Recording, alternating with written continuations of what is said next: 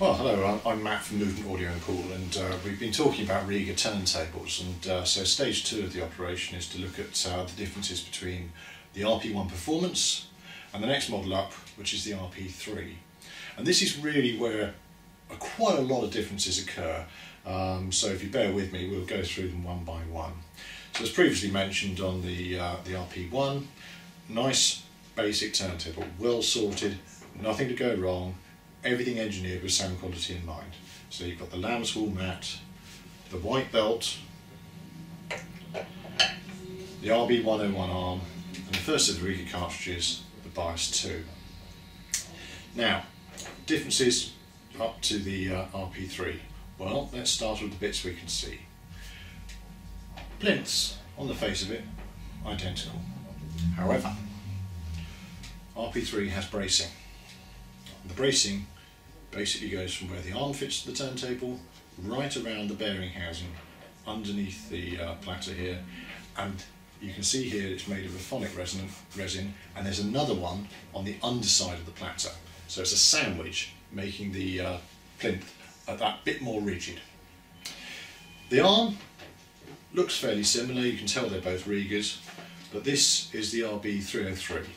This is the latest version of the classic RB300, and it has a number of advantages over the 101. Firstly, it's a one-piece construction, so the head shell is part of the arm and is metal. You have a much better anti-skating arrangement here, which it works on a piston, and you have a dial-up tracking force.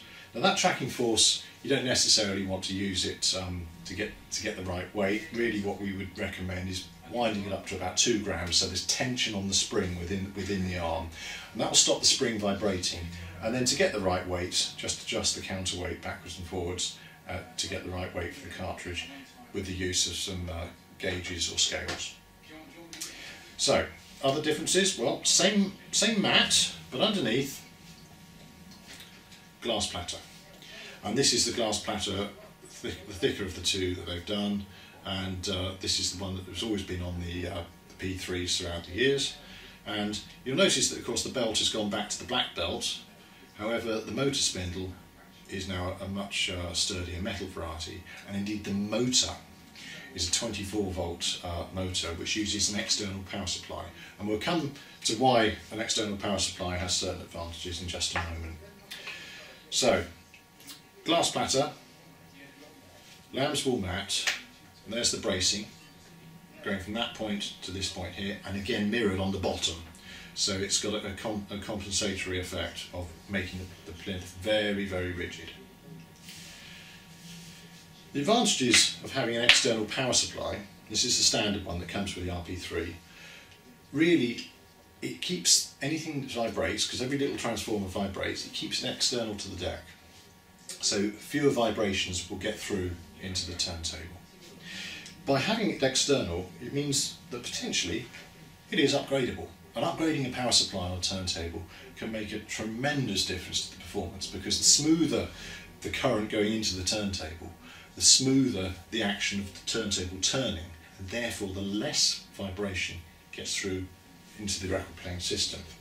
And so you can then upgrade to the external power supply, which gives you the advantage actually of the touch button speed control as well, so you're not having to change the belt on the pulley there.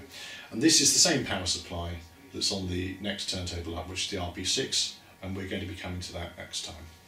So as a package, we saw that we get the first Rega cartridge on the RP1 Performance, and on this turntable they do a package as well, and it can come with no cartridge, or it can come with the second of the Rega cartridges, which is the Elise 2.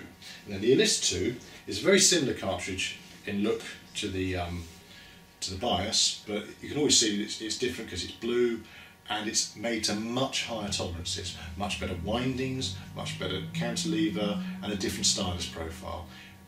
Definite upgrade in performance, and of course very, very well suited to the characteristics of the Rega turntables. And so the Rega RP3 is where you've got quite a lot of adjustment, quite a lot of scope for improvement, and almost every aspect of the turntable is an improvement over the already very good RP1 Performance.